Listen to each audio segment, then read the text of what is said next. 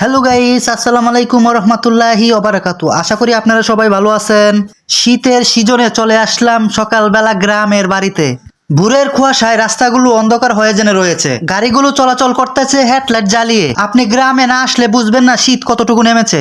ঘন কুয়াশার মধ্য দিয়ে আমাদের গাড়িটি দ্রুত গতিতে চলে যাচ্ছে। ঘন কুয়াশায় রাস্তাগুলো একদম অন্ধকার হয়ে রয়েছে। এই ঘন কুয়াশায় সকালবেলা মনটা একদম ফ্রেশ ফ্রেশ লাগতেছে।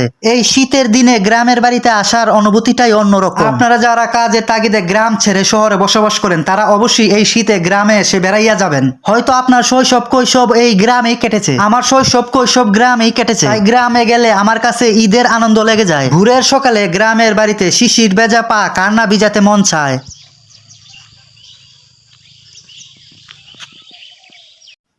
ভোরে কিচির মিচির পাখির ডাকে ঘুম ভাঙে, ঘন কুয়াশায় গাছের পাতা ভিজে সতেজ হয়ে যায়। ভোরবেলায় চলাফেরা করাটা অনেক কষ্টকর, কারণ অনেক শীত পড়েছে।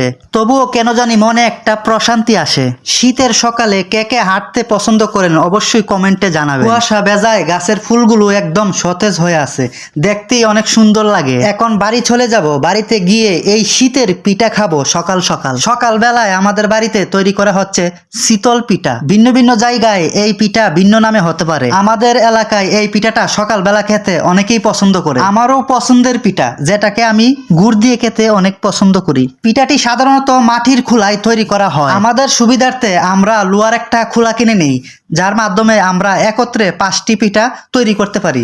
তো আপনারা দেখতে পারতেছেন পিঠা খোলা দেওয়া হচ্ছে, খোলা দেওয়া হলে আমি খাবো।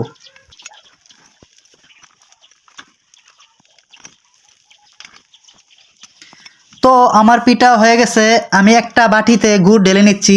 এই গুড়টাকে আমাদের এদিকে লালিখার বলে। বিভিন্ন এলাকায় এই গুড়কে বিভিন্ন নামে ডাকতে পারে, আমাদের এলাকায় এই গুড়কে লালিকার বলে আমরা ডেকে থাকি। তো আমার পরিমাণ মতো আমি ঢেলে নিচ্ছি খাওয়ার জন্য। আমি এখন এই পিঠা দিয়ে এই গুড় খাবো। গুড়ের কালারটা দেখুন, দেখতে না কত সুন্দর লাগতেছে। দেখেই মনে হচ্ছে খেতে অনেক মজা লাগবে। এই সুস্বাদু গুড় খেতে কেনা পছন্দ করে। তো আমি খাওয়া শুরু করতেছি। বিসমিল্লাহির রহমানির রহিম। তো পিঠা খেয়ে দেখতেছি অনেক টেস্ট, সেই স্বাদ।